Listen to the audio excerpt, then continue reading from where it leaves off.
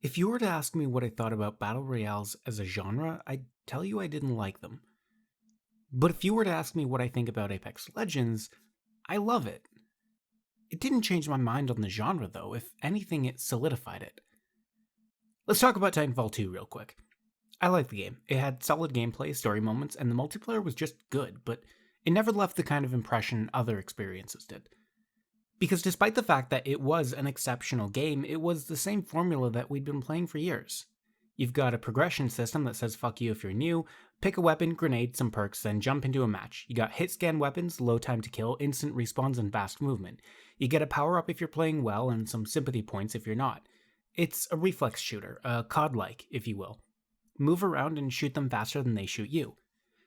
It also didn't help that Titanfall seemed to make the washed out, machinery heavy sci fi look a staple of its aesthetic, the same one that could be found in Destiny, parts of Horizon Zero Dawn, and whatever Call of Duty they were on around this time. The COD like formula isn't to my taste, but even oversaturation can't convince me that Titanfall 2 wasn't phenomenal on its own merits. I'd go so far as to say it's the best COD like out there. In the same way I think Titanfall is an exceptional arcade shooter, I think that Apex is an exceptional battle royale. Apex lacks most kinds of content gating that full paid experiences include. Aside from legend selections, when you start this game up, you're playing on equal footing to veterans. And while this doesn't account for the fact that they're better than you, it does drop the barrier to entry near to the point of non existence and allows one to focus on what else the game does right. Like the sheer personality. Do I even need to say anything? The legends even have specific flair for their most basic movement animations. The amount of polish here is absurd. I don't know why this kind of character and charm is so absent from the entirety of the shooter genre, but I'm doubtful that I'll ever be able to return to more traditional experiences again. It's not just the character of the game that stacks up either. Respawn's ability to imbue their world with a feeling of momentum so early is staggering, considering it's a feat that Goliaths like Overwatch and League of Legends have stumbled with from release. Traditional shooters say progression trees, loadouts, respawns, one large team versus another, clear battle lines, spawn points, instant death, regenerating health, fast time to kill. Battle royales, maybe even unintentionally, reject these tropes to provide wholly unique gameplay and withhold little to no mechanical advantages from new players. Of course, the elation of a new experience is going to win out against the frustrations of the slot machine mechanics, at least on the scale of the industry. And Apex does a lot to shore up many of those frustrations. Squads are the default way to play. The player count is a whole 40 players less than the average, making single encounters more impactful. There are fewer players in the role of opening fight fodder because when you get in a fight, it's a fight between squads. And players can be respawned by their squad. The ping system incentivizes sharing loot, and the maps prioritize over sheer scale meticulous design so that firefights, aided by the fantastically smooth movement mechanics, flow across them. Well, I don't like World's Edge. It doesn't eliminate these long periods of empty running, but it alleviates them, and hell, when the movement feels this good, you almost barely care. Despite these improvements, it can't fully escape the genre's frustrations.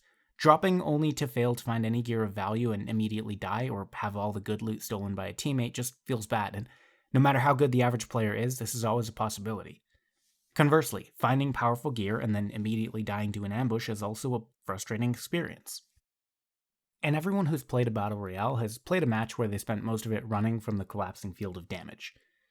The introduction of a new map reintroduced the feeling of unfamiliarity when your loot route isn't planned or known and you have no idea what or where good gear even is, and when you're playing it like this, it's hard to call it a rewarding experience. It's also, across the board, fairly easy to, if not win, place high simply by not fighting, but hiding or running. And while winning a game by getting only the last kill is one hell of a meme, it undercuts the main fantasy of a battle royale, being the last one among 100, or 60 in Apex's case, players, asserting your skill in a frantic, never-ending cloud of gunfire. Except that this fantasy mostly remains so. In a winning game, you'll have likely gone through 3 or 4 fights and gotten between 3 and 6 kills. Many players will have died within the game's opening minutes before ever actually getting to put up a real fight. In this sense, the actual player count is closer to 40 or fewer. There are exceptional games, of course, and no shortage of exceptional players. It's not unlikely that in a few minutes half the players in the entire game will have died. The 60 to 100 player fantasy is in this sense fairly hollow. Even a steady sequence of fights, or a fight with 3 or more squads, isn't as likely as it might first appear.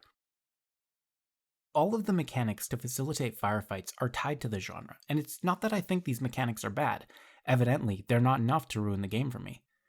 Slot machine systems are a pillar of the Battle Royale's manipulative player retention strategy, but the genre wouldn't have ballooned as fast as it did if it didn't do other things well. So hear me out. The best things Apex does have nothing to do with the Battle Royale genre. The aforementioned movement and charisma can obviously be ported over to any mechanical genre of shooter, and it boggles my mind that it hasn't. A communication system this robust is the most sorely needed feature in any squad-based multiplayer shooter, and again, is aided by the character of the game. But all of this should go without saying. What I really mean is the combat design of Apex. When does a fight in Apex Legends start? Is it once you fire the first bullet, or when you first see your enemy? Maybe you just see signs of them and start tracking, when you hear shots in the distance and decide to run towards them, or post up where you think they'll be moving afterwards. Is it when you decide to try and make an attack, or when you realize you're being attacked? In Apex, these fights take place across enormous distances and are far from a simple matter of seeing and eliminating an enemy.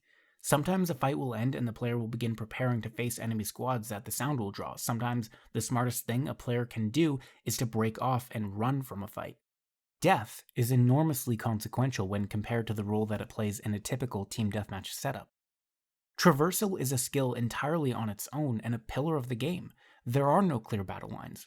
Sure, you need to get inside the ring, but some players are already there, already moving there, and moving there slower than you are. It's not just about moving fast, it's about planning routes through the map, staying alert for enemies, keeping tabs on the ring, and trying to pick advantageous fights. Situational awareness is so codified as a part of this game that there's even a character with an ability whose entire purpose is to alert the player when they're being watched. Sniper, move. But once that fight breaks out, the weapon variety, long time to kill when compared to the average shooter, movement mechanics, level design, combat healing, revive, and even inventory management systems mean fights are won by better decisions. The ups and downs of a fight that drag on, or the ups and downs of the entire match, can even create a kind of emergent story. In fact, let me tell you one. After surviving a fight and gearing up, my partner is caught by another player and killed. I get my revenge, but now I'm faced with a dilemma. In order to respawn him, I need to go to a respawn beacon, but the only available ones are both far from where I am. So I check my map, make a choice, and plot a course. When my ally respawns, he'll need to make it back to where he died to recover his gear, and I need to keep my eyes on the timer before the ring closes. On the way, I encounter an enemy squad, but instead of trying to win the fight outright, I slip past them. Not quietly, mind you. Drag out. I get to the respawn beacon, they're notified by the sound cues that I'm respawning an ally, so I know exactly where they're going to be coming from. I down one, finish the last enemy off with a haymaker, place a portal for my partner, swap out my secondary, and we continue back to where he was originally killed. We hear shots in the distance and decide to intercept. Once we're notified there's one enemy squad left, I make another portal and we push, hitting the enemy while they haven't had a chance to recover from their last fight. The secondary that I swapped out comes in real handy. I didn't expect to win this game. I thought we lost when my ally selfishly died, leaving me alone. But that's what this genre can do that other shooters can't. Any other objective-based game, domination, team deathmatch, or capture the flag, can't compare to the kinds of stories and moments that emerge when you're given a sandbox to fight within and dynamic objectives and goals. Add in multiple squads all fighting each other, and I can say with confidence that, at its best, this is the most intense and rewarding shooter experience I've played since The Last of Us. But that's the thing, this game isn't always at its best. I'm gonna make a pitch here. We're gonna redesign Apex Legends.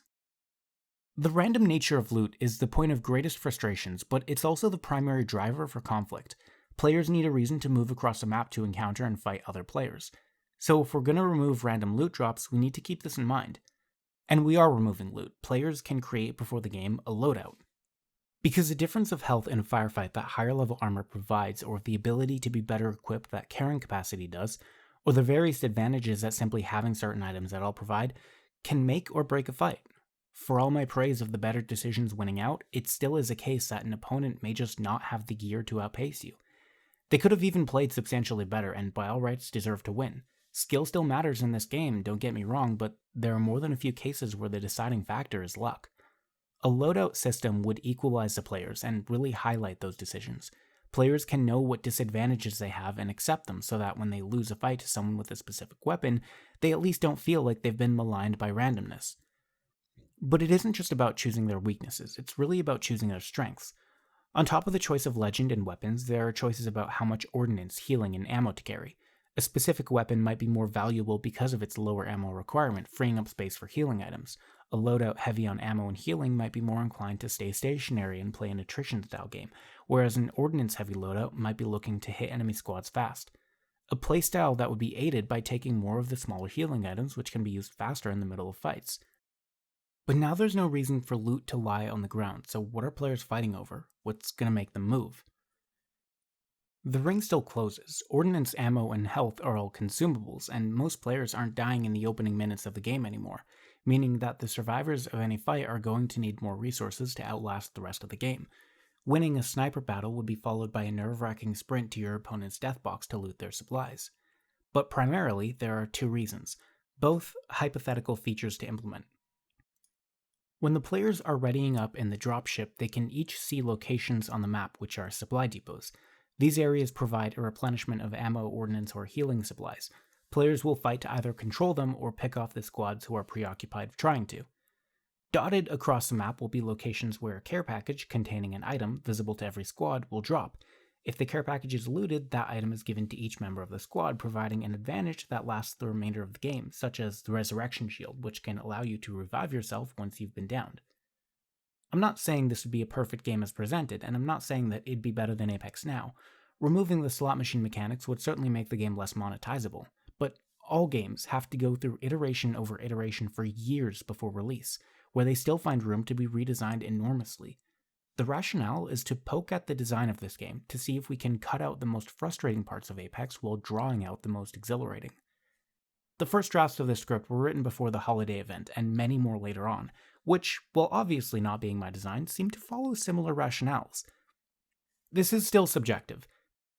To some, the best moments might be the hectic scrambling immediately after a drop when every plan goes awry and you find yourself facing down multiple opponents with the weakest gear available only to somehow come out alive. That's a part of the game whose value is impossible to discern objectively, but that you'd lose entirely and without replacement. To me, that promise is a mathematical anomaly, and when it is fulfilled, it doesn't make up for the more consistent frustrations of the genre. Frustrations I often find myself having to fight through in order to enjoy the shooter underneath that I want to be playing instead. But when I do get to play that shooter, I've never played anything that does what it does. Thanks for watching.